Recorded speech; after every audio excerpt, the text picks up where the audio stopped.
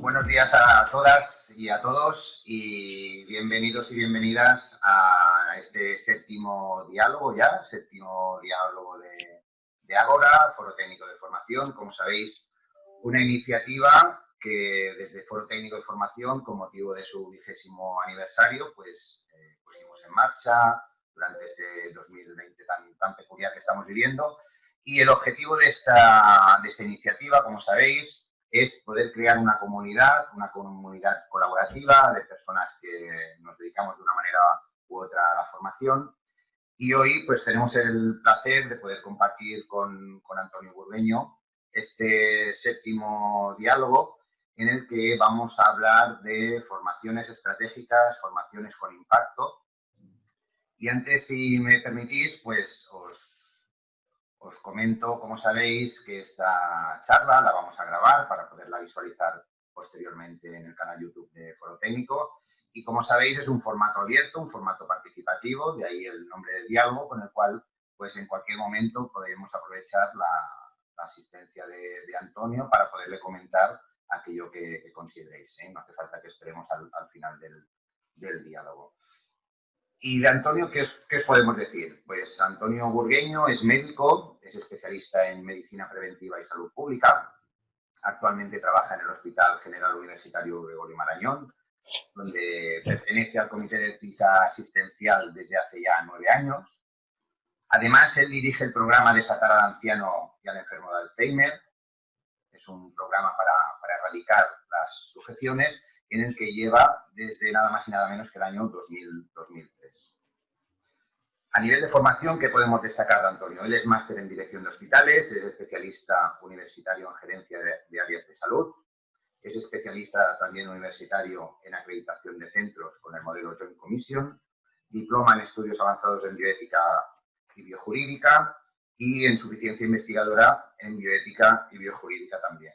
Además, beca FIS para investigación de la casuística de centros sociosanitarios y ha sido gerente y director médico de hospitales, así como director del Departamento de Coordinación Asistencial del Servicio Regional de Bienestar Social de Madrid. En la actualidad también comentaros que es miembro del Comité Técnico Asesor de Foro Técnico de Formación y en el que ocupa la vocalía de bioética. Pues bien, una vez hecha esta presentación, ya habéis visto el nivel de nuestro acompañante hoy en este diálogo. Antonio, a nivel personal, ¿cómo has llevado este confinamiento que hemos vivido? ¿Y crees que volveremos a un confinamiento total como el anterior?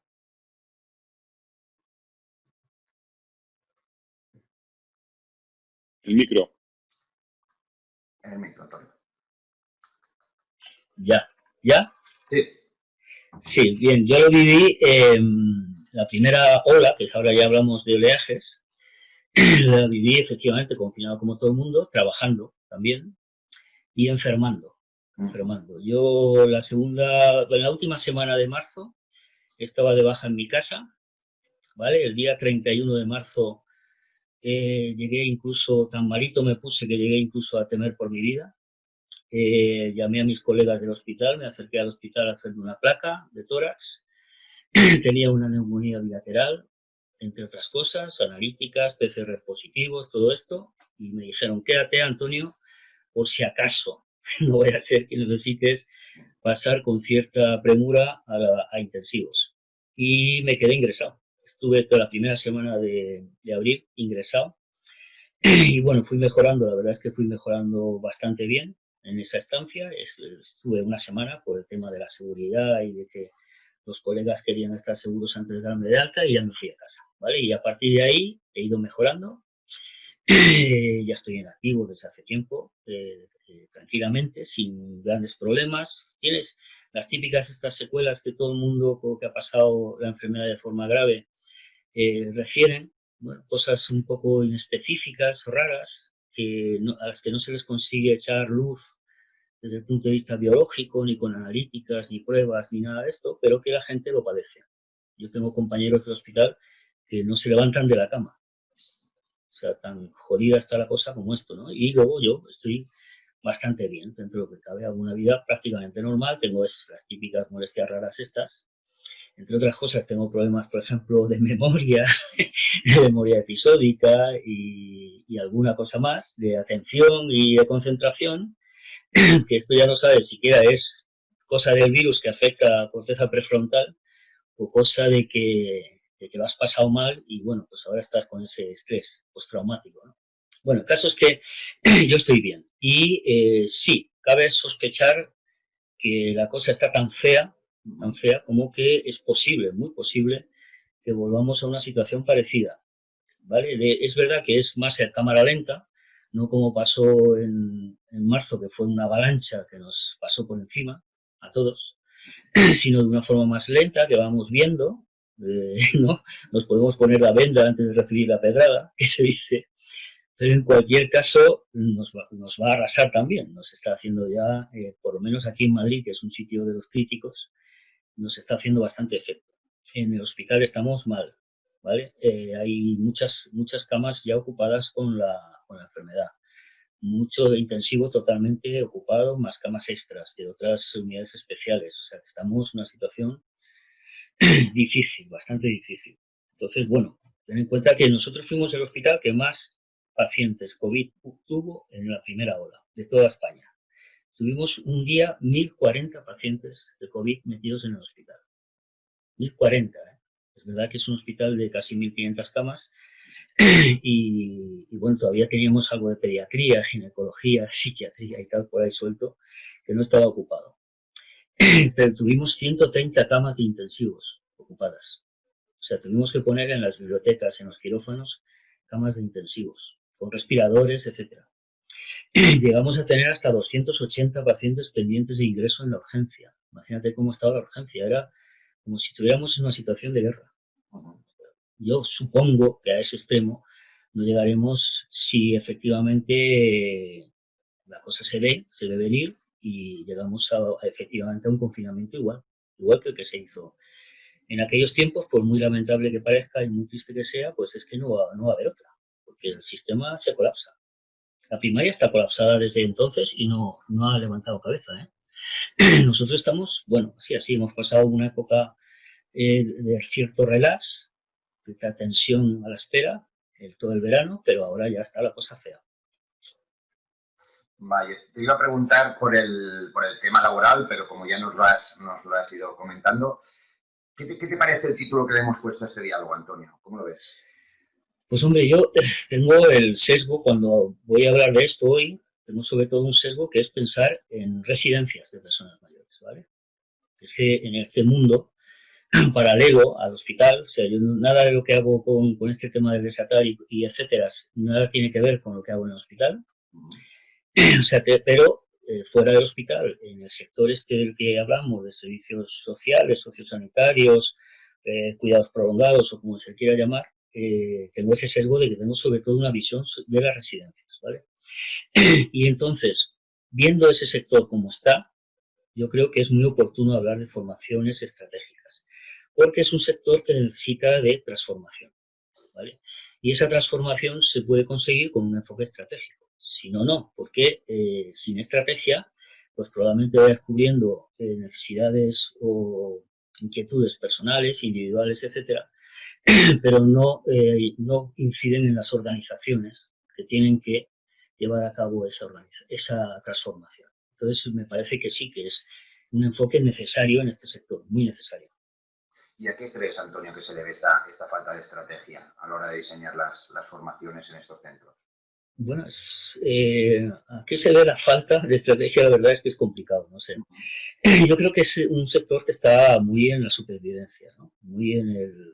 Ellos mismos muchas veces, algunas partes de ese sector hablan de que son un sector low cost, asistencial low cost, ¿no? O sea, asumen su rol de que tienen que hacerlo y barato, ¿no? Entonces, la supervivencia es prácticamente el gran móvil que tienen como motor, ¿no?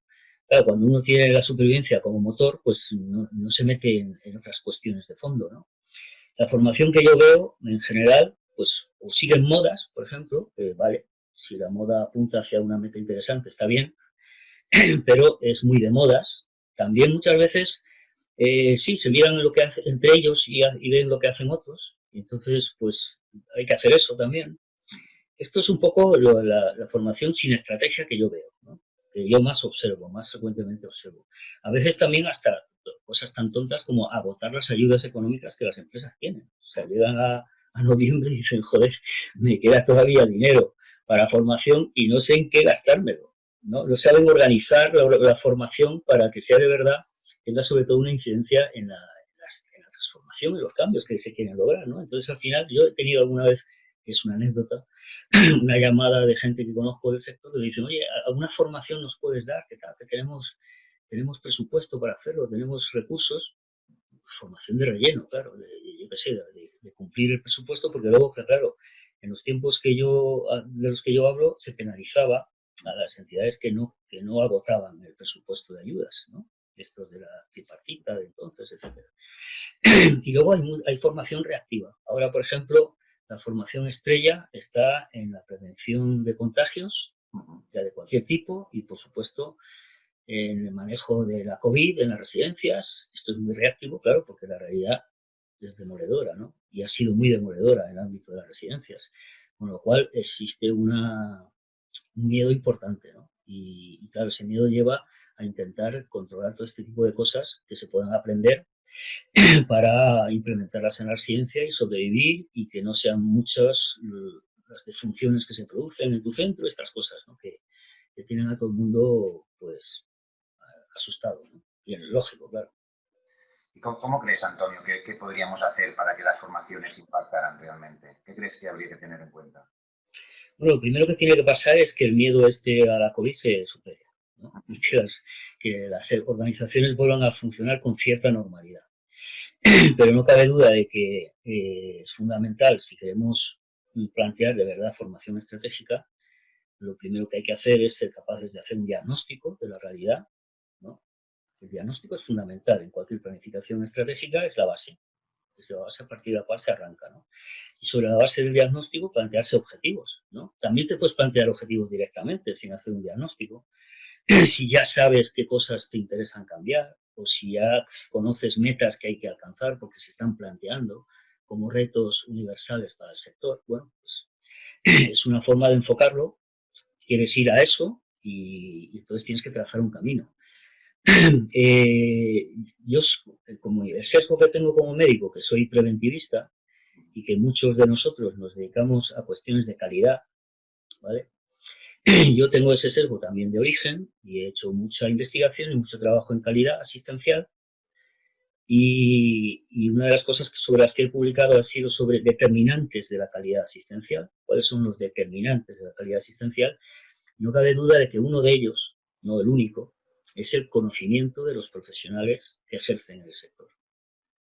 El conocimiento es un determinante, con lo cual incidir en el conocimiento es estratégico.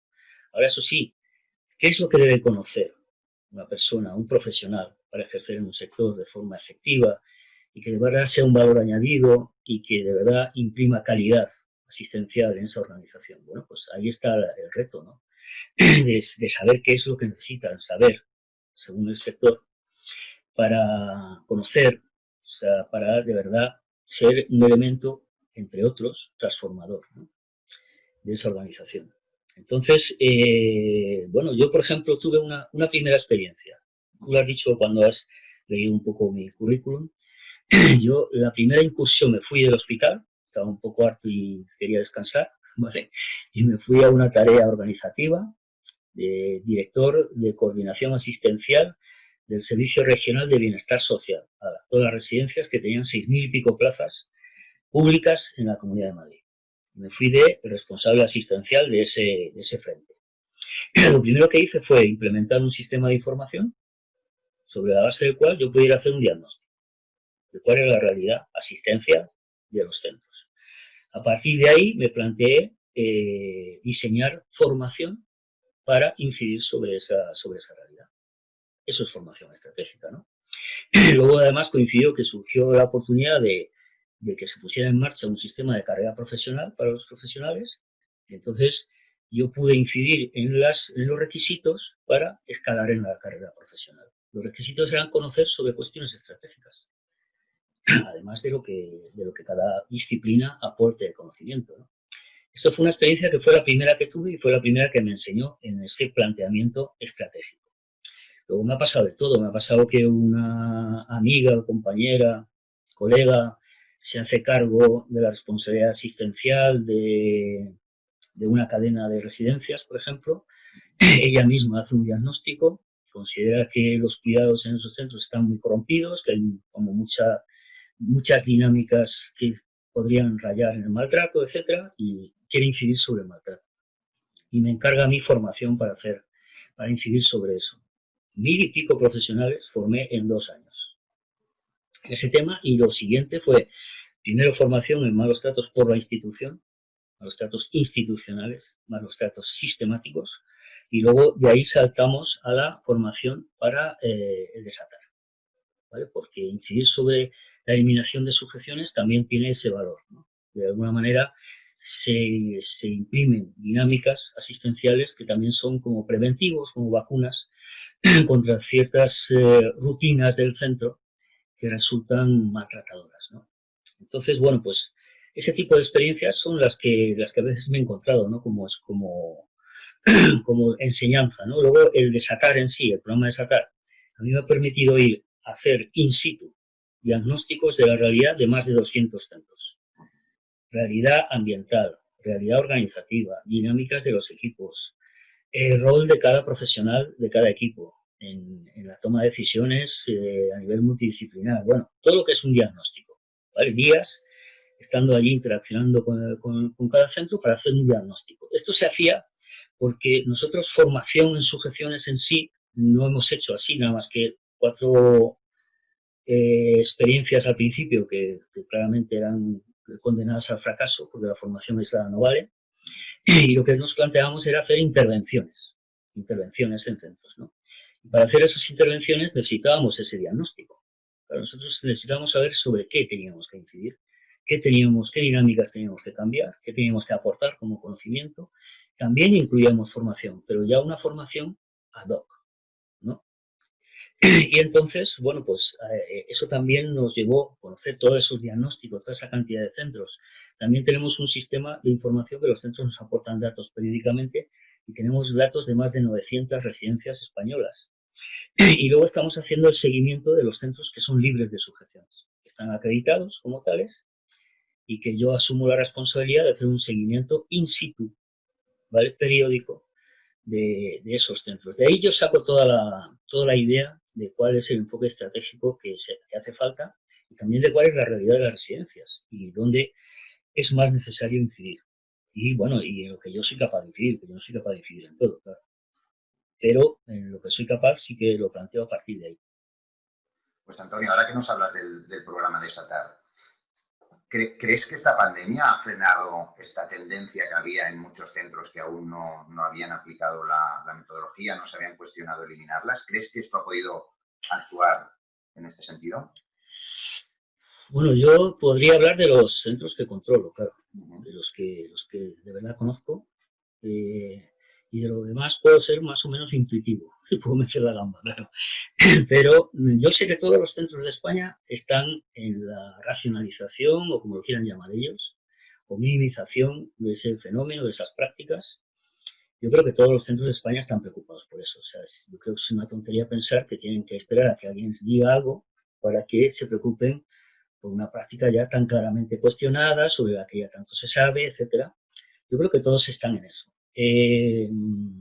No sé si la COVID ha provocado que en centros que estaban ya con una prevalencia de uso de sujeciones más baja, ha habido un repunte de uso de sujeciones, ¿vale? Algún caso he oído por ahí, ¿vale?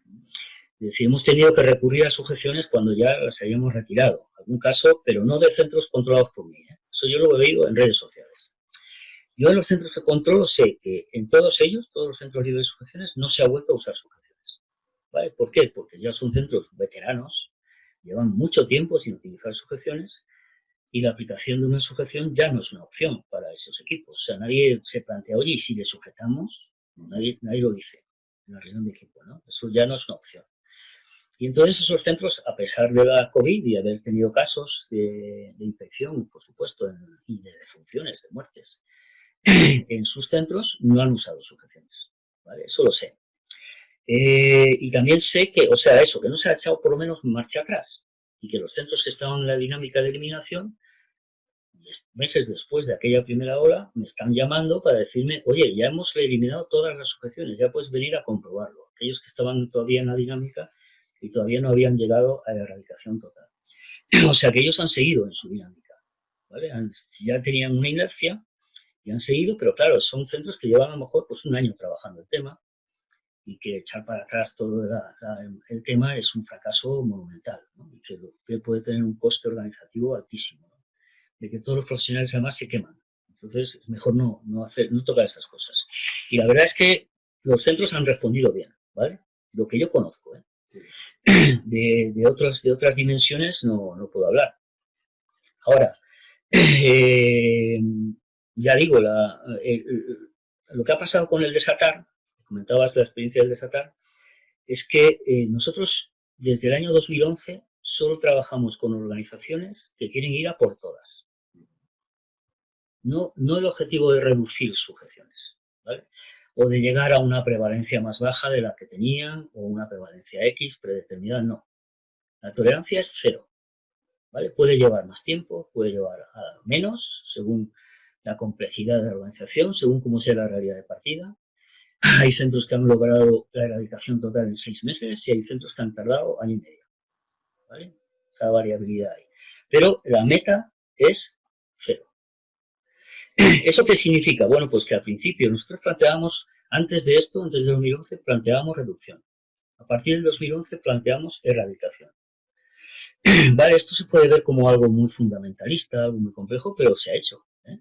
Hay más de 100 centros en España que no utilizan sujeciones. Además son conocidos públicamente, están publicados en la página web de CEOMA, que es la entidad que los acredita, y se pueden ir a visitar, ¿vale? O sea, es una realidad conseguida y transparente. ¿Qué ha pasado en esos centros? Pues que la eliminación de sujeciones finalmente, nosotros hemos aprendido de ellos, que se ha convertido como una especie de camino, de objetivo intermedio, sí, estratégico, pero intermedio. ¿Por qué? Pues porque al final lo que han hecho ha sido lograr unas cuotas de calidad asistencial que no estaban previstas en el objetivo inicial. Cuando los centros solo se plantean reducir sujeciones, el objetivo es conseguir esa reducción, objetivo logrado, punto. Siempre que la cosa es muy complicada, finalmente se usa una sujeción, hay establecidas unas excepciones y se pueden usar.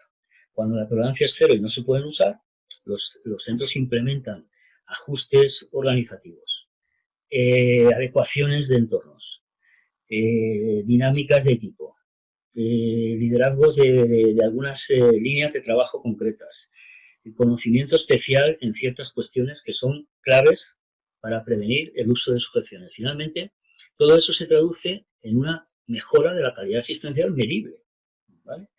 Y además, los centros de más de 5 años libres de sujeciones, que ya tenemos 35, estamos controlando, que llevan más de 5 años sin usar sujeciones, nos están enseñando que al aplicar una serie de estándares de centros amigables para personas con demencia, evaluándolos con esos estándares, son centros que se han convertido en centros más amigables, ¿vale? Para personas con demencia. Esos serían objetivos finales, o sea, si los objetivos de verdad finales, la eliminación de sujeciones sería un objetivo intermedio. Date cuenta del enfoque estratégico.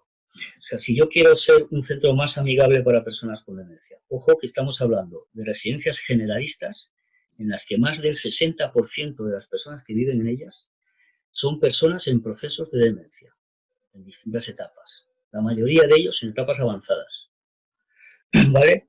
O sea, que es fácil saber por dónde van los tiros en cuanto a líneas estratégicas de conocimiento, de formación, de experiencia.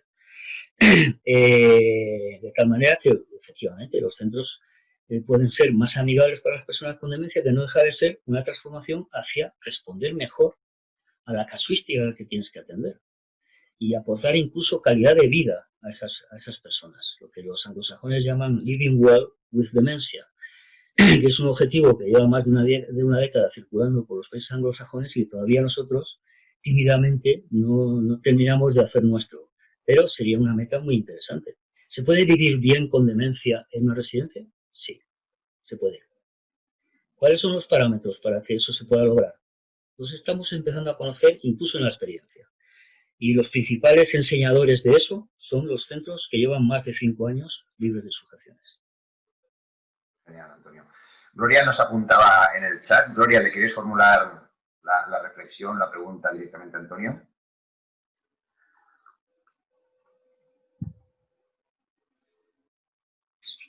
Ahora.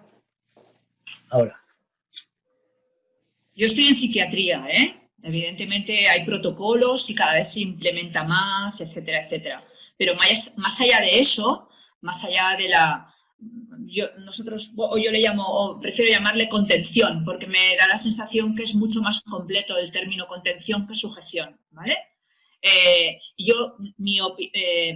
Desde su punto de vista y desde el conocimiento de su sector, hay muchos tipos de contención, no solamente es la contención física, la contención, muñecas, peto, y evidentemente en psiquiatría tiene otro sesgo, pero luego está el tema, o el maltrato, dígale con vulguis, di lo que quieras, pero hay otro tipo de contención más dañina que esa, que es la contención farmacológica. Entonces, yo no sé cuál es su experiencia. Bueno, evidentemente es usted médico, ¿no? Su experiencia, están sobremedicados nuestros ancianos en general, porque la contención farmacológica es mucho más peligrosa que a lo mejor una contención de otro motivo, una contención mecánica, porque si los mantenemos dormidos, mal medicados, dormidos, entonces no dan la lata, y una persona que no puede dar la lata, que no puede expresarse de la manera que pueda, entonces lo tengo ahí en un rincón dando la lata, y además eso es peligrosísimo, porque aumentamos las lesiones, porque una persona que está adormilada, lo que vamos a provocar es que se caiga, que se haga daño, etcétera, etcétera. Pero claro, con el personal que tenemos, me da igual que sean residencias. Aquí hemos tenido mucha polémica también en Cataluña por este tipo de empresas que no son especialistas en el trato a las personas, estas empresas que igual te hacen la limpieza de choque de un hogar, que te gestionan una residencia. Y entonces, Generalitat, con todo esto del COVID, que el COVID también es una excusa, o sea, es una realidad, pero es una excusa ahora también para mucha gente, nos estamos encontrando de residencias mal gestionadas y que Generalitat, claro, como eran más baratas, ganan el concurso, ¿vale? Y entonces, rápido, le quitamos la gestión de esta gente a este tipo de empresas y se las volvemos a dar a esas empresas que eran especialistas en el trato a las personas, ¿no? Entonces, corre, ¿no? Mi pregunta es eso. ¿Qué opina usted de la formación farmacológica, que es más dañina que otro tipo de formación y que está haciendo mucho daño, y que tenemos a los ancianos y a muchos de nuestros enfermos mentales sobremedicados? Porque aquel que no puede protestar es más cómodo y no da la lata, ¿no? Con lo cual, no cuestionamos nada y no cambiamos nada. Sí, a ver. Vamos a ver, es verdad que son dos ámbitos totalmente diferentes, la psiquiatría y la atención a personas mayores. Bueno, más concretamente... Yo tengo muchas camas de personas mayores, muchas camas. Bien, pero en las residencias pasa igual, En personas mayores, a ver, ¿quién son objeto de sujeciones en las residencias de mayores? Las personas con demencia, ¿vale? Eso está identificado. Efectivamente, son personas con demencia que por sus conductas se vuelven difíciles de controlar, ¿vale? Esto es lo que hace que la aproximación dominante para responder a esto, a esas conductas más desafiantes, la aproximación dominante real hoy en día de la realidad española es que es la farmacológica, ¿vale? El manejo farmacológico de esas conductas. Eso es lo dominante. Ahora bien, para conseguir un centro libre de sujeciones físicas es fundamental incidir sobre el uso de fármacos psicotrópicos en general, y bueno, cualquier fármaco que tenga impacto en la estabilidad de la marcha o en la consistencia de los huesos, etcétera, etcétera, ¿no? Cualquier cosa que nos haga pensar que una posible caída de esa persona tenga una consecuencia mala, ¿no? Especialmente negativa. Entonces, es una de las líneas estratégicas.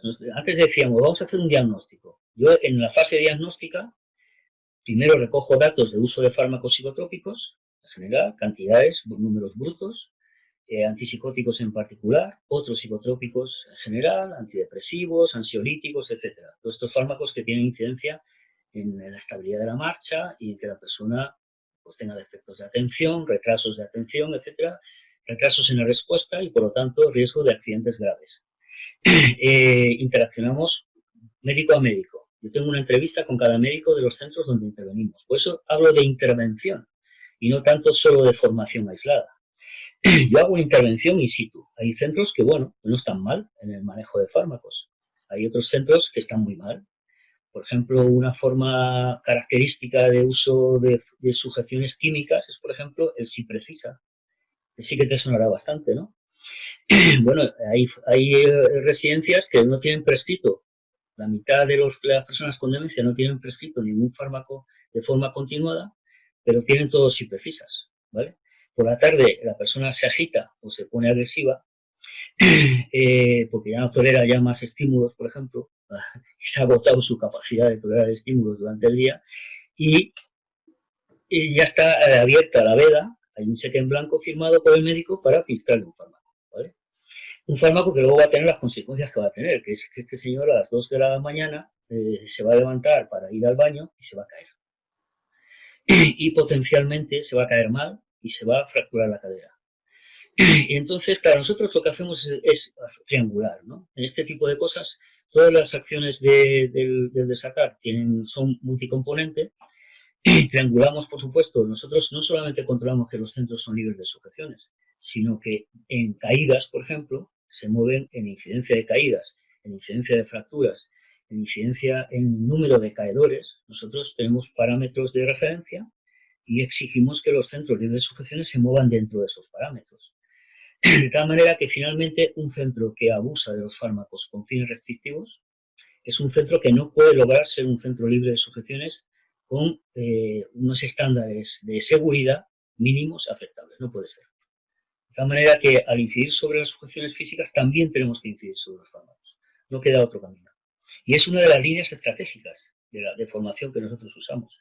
Pero no solamente solo enfocarnos a los fármacos en sí, desde el punto de vista farmacológico puro, sino que lo que hacemos es incidir sobre los síntomas psicológicos y conductuales de las demencias, incidir sobre aquellos que se pueden volver más desafiantes para el personal que les tiene que cuidar, aquellos que refieren las auxiliares y refieren la enfermería y que hacen que llegue la referencia hasta el médico y le digan al médico, oiga, haga usted algo, porque no somos capaces de controlar a esta persona, no le podemos hacer la higiene, no le podemos acostar, no podemos evitar que empiece a gritar por las tardes, haga usted algo. Y el señor doctor normalmente lo que hace es esta aproximación dominante que decía antes, que es prescribir fármacos, que es lo que nos enseñan en la facultad, por cierto.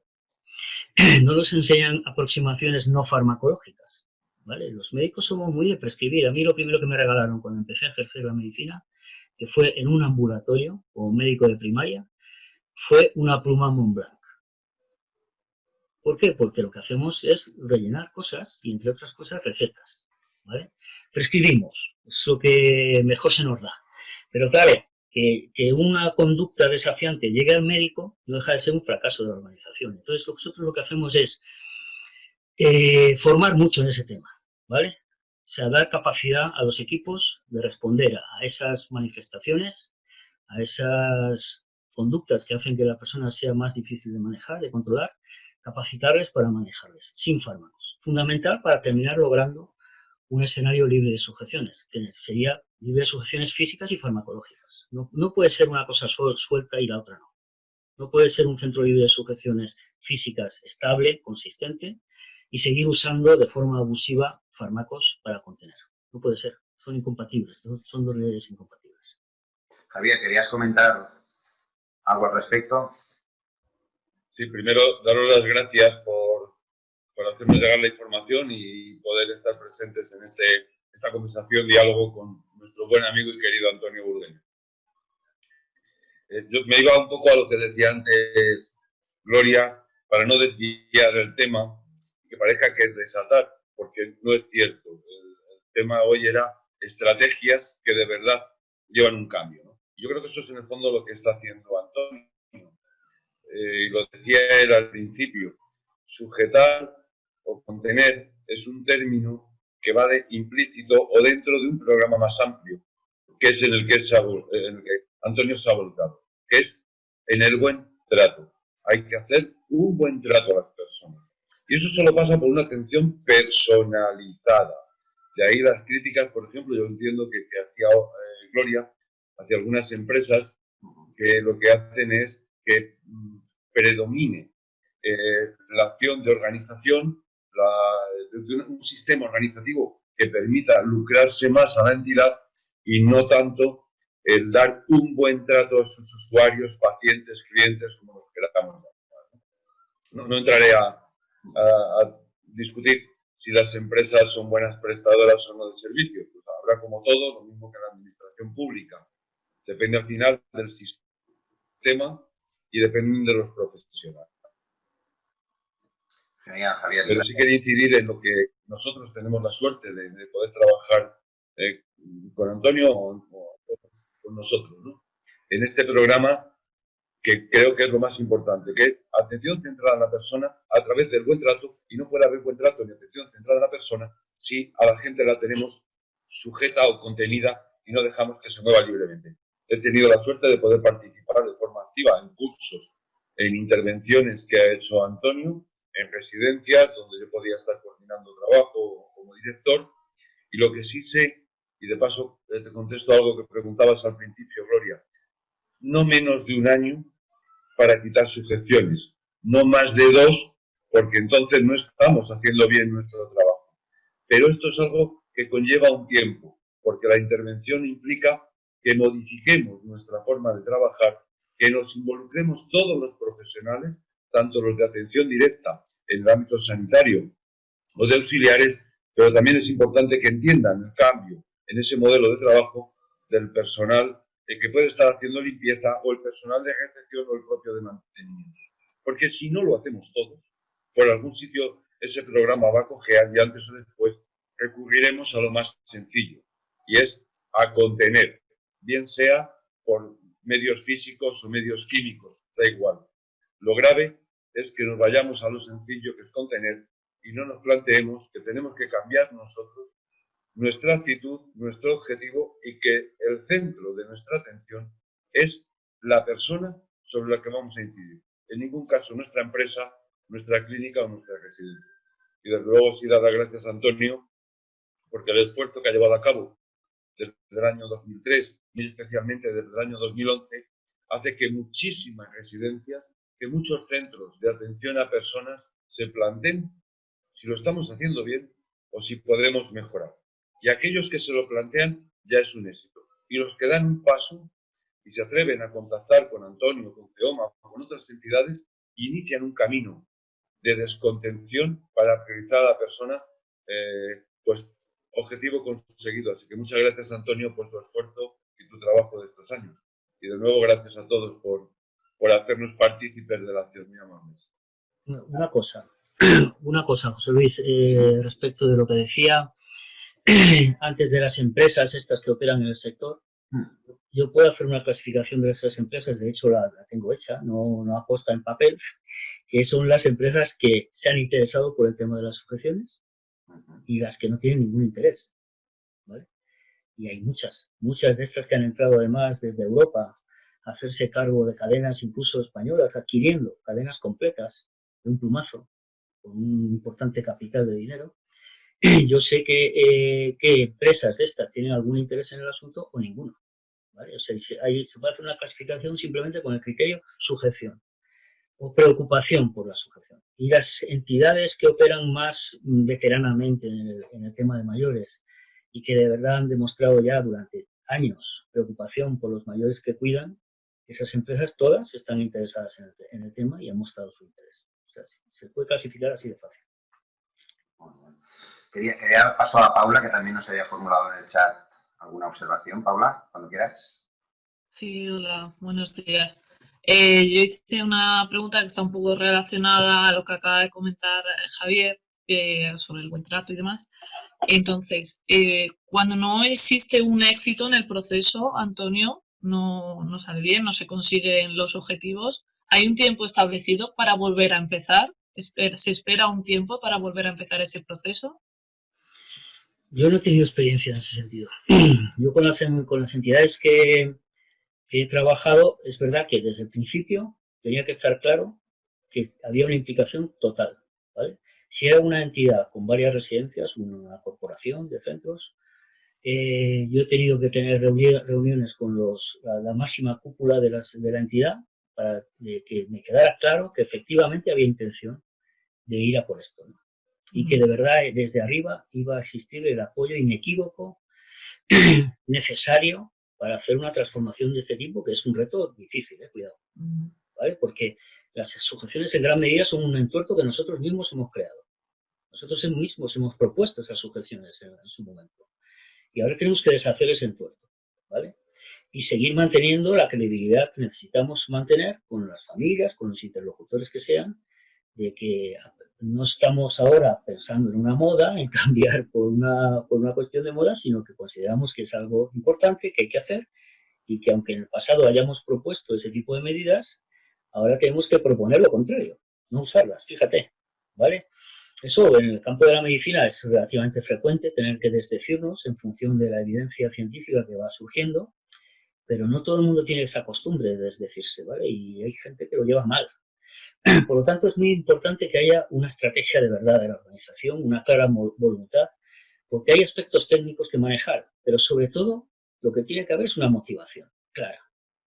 Si no, no se puede poner en marcha una cuestión de transformación de ningún tipo, ¿vale? Y voluntad de querer hacerlo bien. Hay que tener una motivación clarísima. Y desde la misma cúpula de la organización tiene que haber impulso para lograr esto. Luego se puede rankear un poco más en un centro, un poco menos en el otro, unos centros lo consiguen antes, otros después, pero bajarse del burro no se ha bajado nadie. Decir, oye, después de tanto tiempo no se ha hecho, yo si no se ha hecho, directamente he perdido el contacto con esa organización y no he vuelto a trabajar con ellos. Vale. Es posible que haya organizaciones muy enfermas, muy corrompidas en todas las dinámicas, en las que ya ni siquiera hay diálogo entre los profesionales, yo fisioterapeuta hago lo mío, yo trabajo social hago lo mío, pero no me voy a partir la cara con los familiares para que luego vosotros me desdigáis detrás.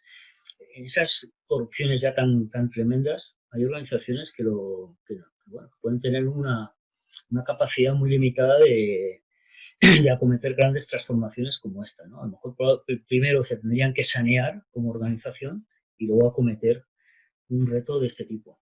Pero si ya te digo, si existe una fuerte motivación, a mí la experiencia lo que me ha enseñado es que terminan haciéndose, ¿vale? Que pueden tener cierto freno, ir un poco más despacio, surgir alguna cosa, bueno, pero al final se termina haciendo. Si de verdad está la motivación detrás, si de verdad se quiere, luego el camino se va trazando. Y ya te digo que puede ser más lento o más rápido, pero si fracasa, pues yo qué sé, no sé muy bien cómo plantear la cosa. Me he ido al extremo. Pero sí. Bueno, ya te digo que no tengo yo la experiencia del tema, pero yo si fracasan en una cosa de estas después de tiempo, pues probablemente lo que tengan es que hacérselo ver. Probablemente tengan que hacerse un diagnóstico de salud organizativa, ¿no? O sea, ¿vale? De psicología de la organización. O sea, ¿qué está pasando en esa organización para que una cosa así no pueda ser? ¿Qué está pasando?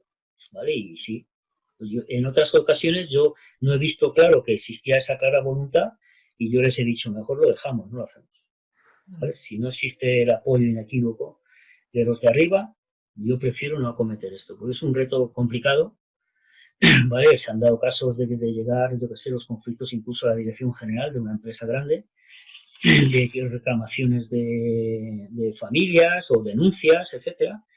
Si la dirección general no lo tiene claro desde el principio y apoya de forma inequívoca el afán de los profesionales de prescindir de estas medidas, pues se va todo al carajo. Entonces, si yo no lo he visto claro, yo mismamente les he dicho, oye, mira, mejor no lo hagáis. Si no estáis en el momento, mejor no lo hagáis. Y probablemente eso haya sido el por qué yo no he tenido que vivir fracasos de este tipo que tú comentas. Vale, gracias, Antonio.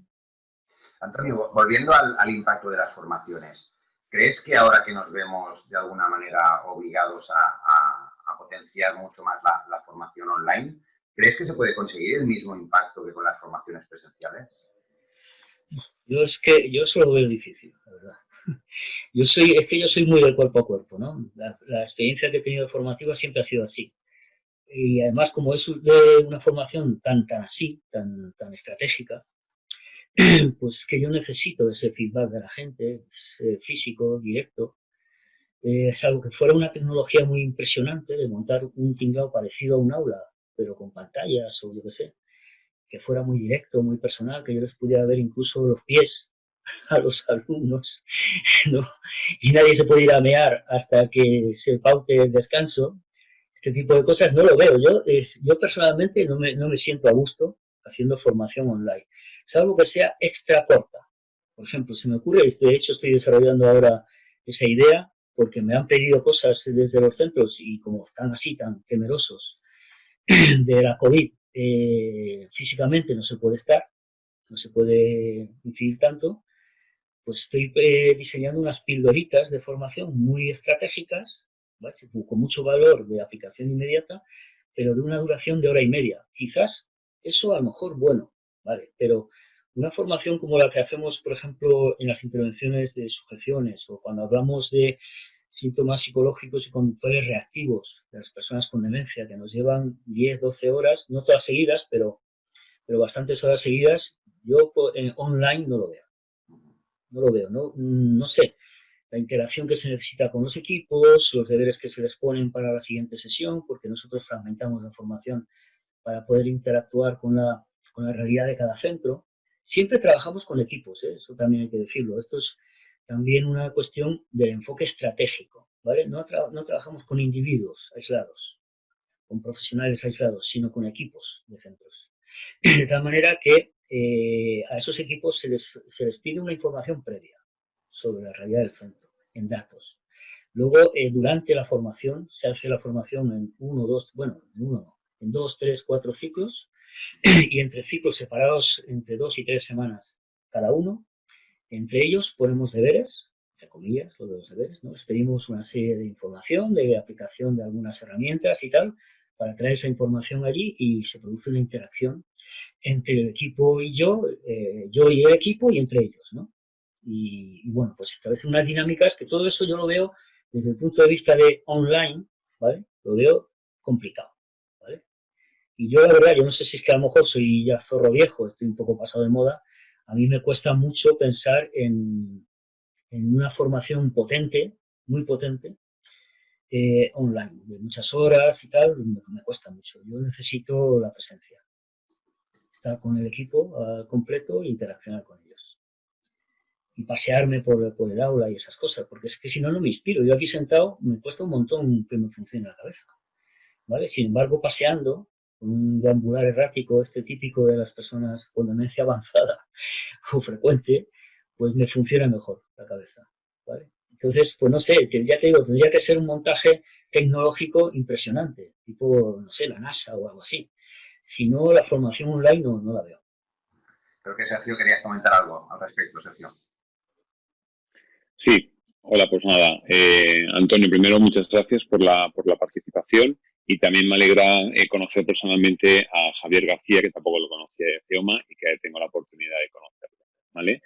Yo sabes que, bueno, soy un gran admirador tuyo de tu palabra mágica, ¿vale? Que yo utilizo muchísimo, que es la de transformación, ¿vale? Y que evidentemente nosotros desde Foro no hacemos ningún plan de formación, o por lo menos intentamos que no sea así, sin haber antes un diagnóstico con los objetivos claros para que podamos ayudarles a hacer ese plan o construir ese plan de formación y si conseguimos esa transformación que realmente la organización necesita, ¿vale? ¿Qué ha pasado en estos tiempos? Pues que ahora mismo pues todos esos planes estratégicos y que tú estabas también en el comité y que intentamos hacer para alguna organización, pues se vinieron abajo, ¿vale? Entonces, evidentemente, ¿a dónde nos hemos tenido que dirigir? Acciones formativas reactivas, ¿no? Como comentabas anteriormente, ¿no? Formaciones muy preventivas, muy de COVID, bueno, de la situación en que ahora mismo estamos y quizás ahora entramos en la parte más psicológica con temas de autocuidado, es decir, bueno, intentando cuidar mucho al profesional. ¿Qué pasa? que esas formaciones realmente que nosotros, por ejemplo, como la de que es la del tema de sujeciones, que sabéis que nosotros ese foro, pues ahí abrimos al cliente a que sea él el que elija, ¿no? Le proponemos, oye, qué diferentes opciones hay, ¿no? Pero que sí que tenéis que tener en cuenta una cosa, que yo entiendo que para un formador que prefiere el contacto cara a cara, evidentemente eso es muy importante para él y para transmitir ese mensaje y esa buena comunicación, pero no podemos dejar la parte online. Claro, yo defiendo mucho la parte online porque fijaros que foro, el año pasado, para que tengáis un dato, el 30% de los cursos eran online y el 70% eran presenciales. Este año, pues es un 95% online y un 5% presenciales, ¿vale? Con eso que tenemos que entender, pues claro, que no nos queda otra que ir en esa línea. Que es cierto que evidentemente perdemos ese contacto con el alumno, pero tenéis que tener en cuenta una cosa importante. Cuando una organización apuesta por una transformación, apuesta por una liberación de sujeciones, por ejemplo, con el tema ahora mismo que estamos hablando, ¿vale? ¿Qué pasa? Que ahí tiene que haber un legado, por decirlo de una forma, para que eso luego continúe, ¿vale? ¿Qué pasa? Que esa formación que tú dices breve, por ejemplo, de esa píldora formativa de 1 hora y media, qué bueno sería incluirlo en los planes de acogida de las nuevas incorporaciones que entran en la organización. Porque en esa formación se les está diciendo dónde están trabajando, qué es esto, ¿vale? Esta organización qué es, ¿vale? Cuál es el código ético que funciona, cómo trabajamos en esta organización, ¿vale? Además de las formaciones legales, que las legales son otra parte. Y un punto importante son, pues yo qué sé, nuestro sistema de calidad, cómo trabajamos y, por ejemplo, el punto de sujeciones, ¿vale? Entonces ahí estarás conmigo en el que es importante decir, bueno, pues en este caso podemos incluir una píldora formativa del tema de sujeciones porque hemos hecho ya un trabajo con esa organización y queremos que continúe, y más con la rotación que hay en una organización, ¿vale? Evidentemente, una implantación, pues hacer online, pues igual nos va a costar mucho más, pero tendremos que buscar herramientas, como por ejemplo, hoy el diálogo que estamos haciendo, unos equipos en los que podamos tenerlos delante. No les podemos ver los pies, es verdad, pero tendremos que buscar, tenemos que buscar soluciones, ¿no? Y nosotros ahora mismo estamos intentando hacer, tanto en Foro Madrid como en Foro Barcelona, un espacio, ¿vale? Como si fuese un estudio de grabación, ¿vale? En el que el formador ya viene a foro. O sea, tú ya no darías la formación en tu casa, sino que ya tienes que venir a foro, por lo tanto, ya vas a un centro de formación a hacer la formación. Y allí tienes dos opciones. O que haya algunos alumnos que estén en esa provincia que físicamente estén allí y el resto de alumnos estén conectados desde fuera, ¿vale? ¿Qué pasa? Que tú tienes, entonces, tu cerebro lo tienes partido, porque tienes a unos en casa, aquí los estás viendo, y a esos sí que les ves los pies, pero luego resulta que tienes a 11 alumnos que están conectados en remoto, ¿vale? Y que solamente ves las caritas, ¿vale? Pero que también tienen que participar. Ahí se complica, ¿vale? La formación. Se complica a nivel pedagógico, pero es una solución que podemos dar y que ahora mismo el planteamiento para el 2021 tiene que ser ese, porque es que no vamos a poder entrar en los centros a hacer formación presencial, ¿vale? O muy poquita, o en muy pocas localidades podremos hacerlo, ¿vale? Yo solamente quería hacer la exposición para ver un poco también que estamos en la misma línea que tú, pero que también pues tenemos que intentar dar solución a clientes. Y sí que estoy contigo totalmente en que hay grandes operadores que sabéis que nosotros trabajamos con todos, que el tema de sujeciones es como si nada, y eso ya te dice mucho de cómo es la organización, ¿vale? Porque, bueno, es algo como que, bueno, pues no, ahora mismo no tal. Cuando realmente no es un tema de sujeciones, va encadenado muchísimas cosas ahí, porque ya va relacionado muchos puntos a tener en cuenta de esa organización.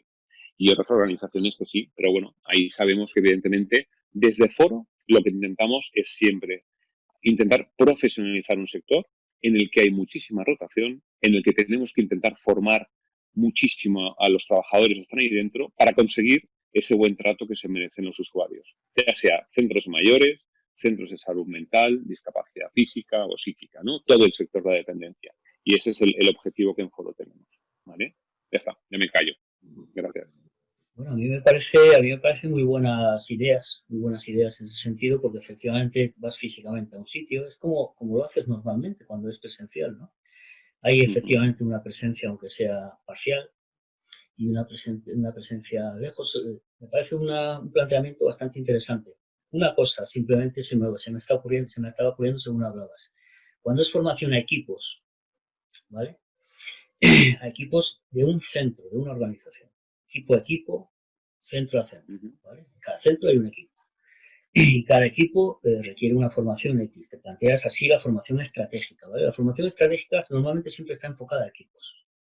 No está enfocada a individuos aislados, uno de Galicia, otro de Cádiz, que luego no van a poder llevar lo que se haya planteado en esa formación a sus organizaciones porque son individuos aislados, ¿no?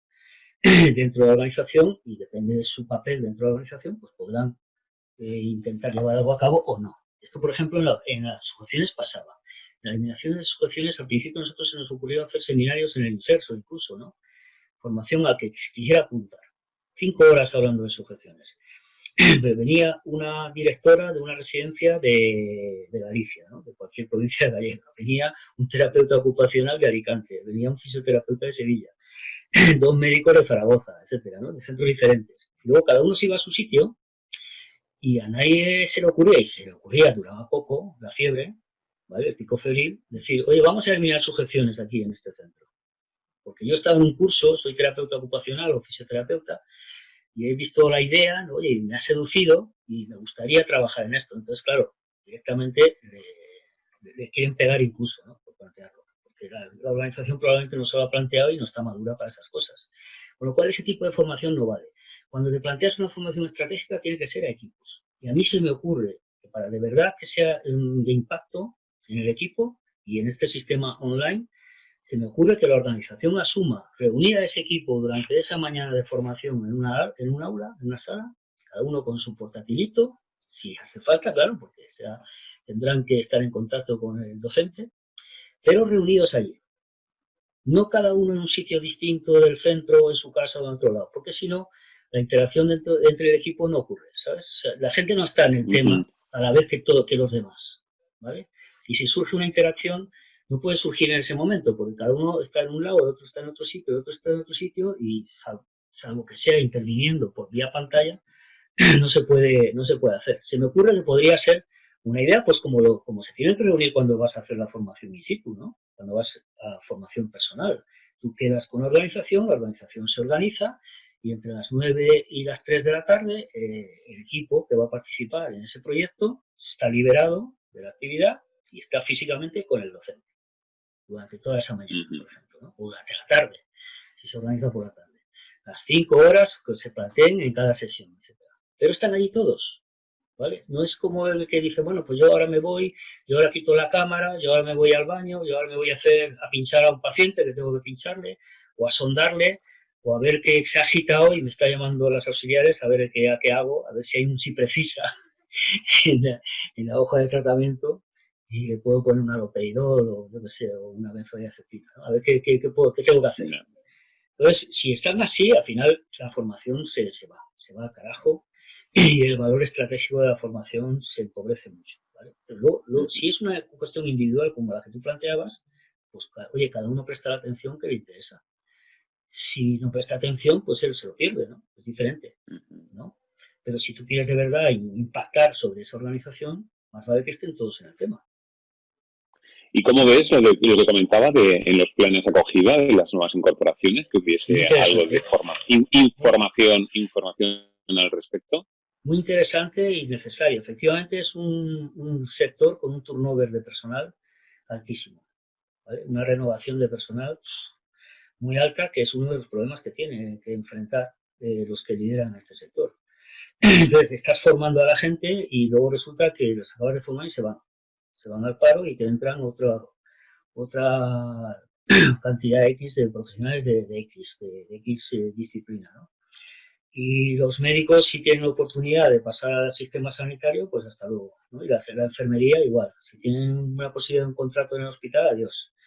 Y entonces, claro, estás continuamente en un turnover que efectivamente empobrece mucho desde el punto de vista estratégico a la organización, ¿no? Entonces, una forma de empoderarles en cierta medida, al menos en los aspectos más estratégicos que haya considerado la organización, es esta, ¿no? Es la que decías tú. Es decir, oye, pues aquí a todo el mundo que entra, pues nosotros le queremos transmitir la cultura y queremos que acepte la cultura que nosotros tenemos sobre esas prácticas, en este caso el uso de sujeciones, y bueno, pues se le da una charla en la que se le ayuda a entender por qué se ha planteado la organización ese objetivo, ¿no? y ese reto. Okay.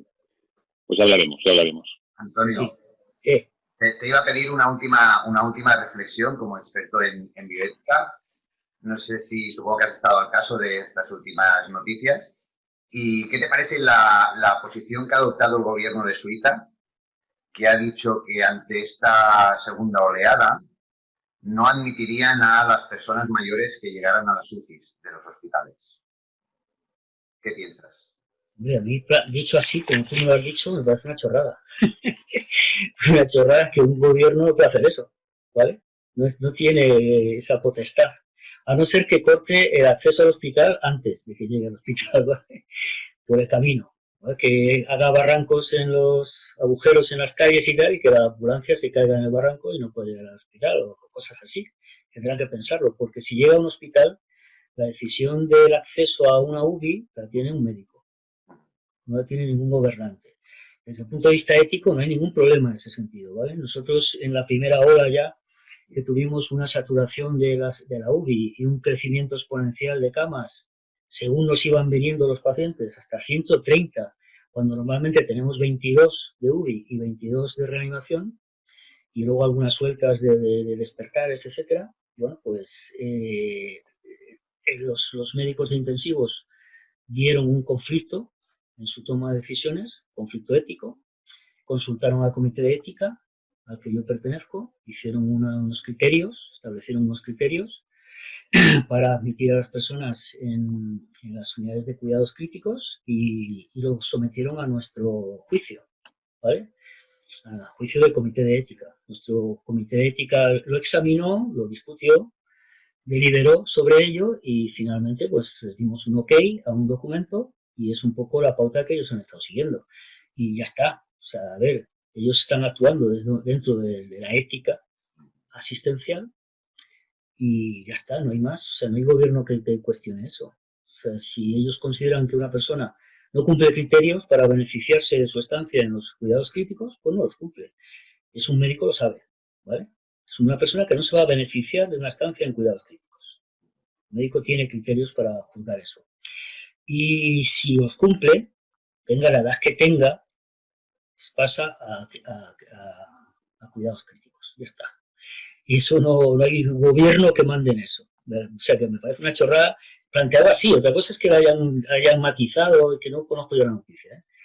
Pero como gobierno no puede ser. Aquí en Madrid pasó, yo no sé si ha pasado en otras comunidades autónomas, que se dijo por escrito, mandando una carta a las residencias, oiga, a esta gente que cumpla estos criterios, por ejemplo, demencias avanzadas, no les manda usted al hospital.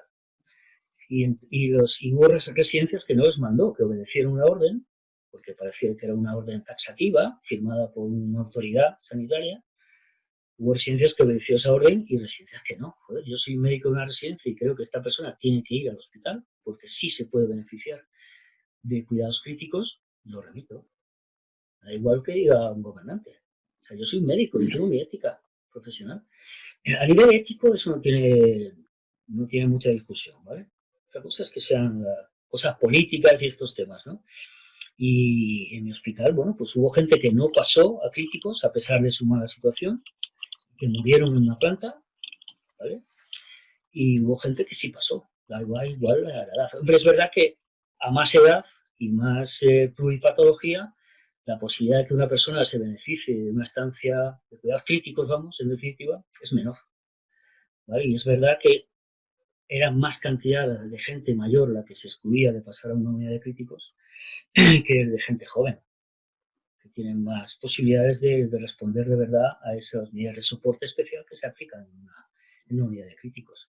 Y lo que pasa es que también hay que hacer paliativos fuera y esas cosas, ¿no? Yo me acuerdo de una señora que dijo, una señora que lidera un sector de cuidados prolongados o de residencias, decía, a mí me dijo un médico que vino al centro, mórfico, mórfico y mórfico. No sé si os suena esto, que corrió mucho por las redes sociales, y digo, hombre, a ver, ese médico interpretó que esas personas estaban en una situación terminal, ¿vale?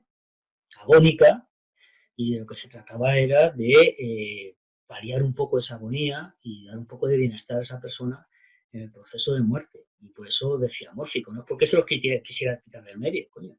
No creo yo que un médico sea tan carente de ética como para eso, ¿vale?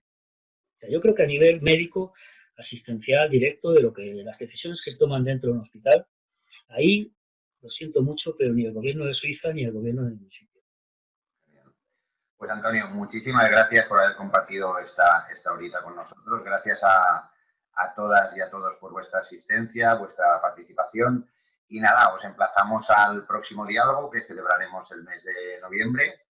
Y como dijimos al principio, de aquí a unos días pues tendremos colgado el vídeo para todos aquellos que no hayan podido acompañarnos esta mañana. Y gracias también, Javier, por tu debut hoy. Bienvenido a estos diálogos. Y nada, ante lo que se nos avecina, cuidaros muchísimo y nos vemos, aunque sea por las pantallas. ¿De acuerdo? Venga, muy bien. Gracias. Gracias. Hasta luego. Gracias a todos. Adiós.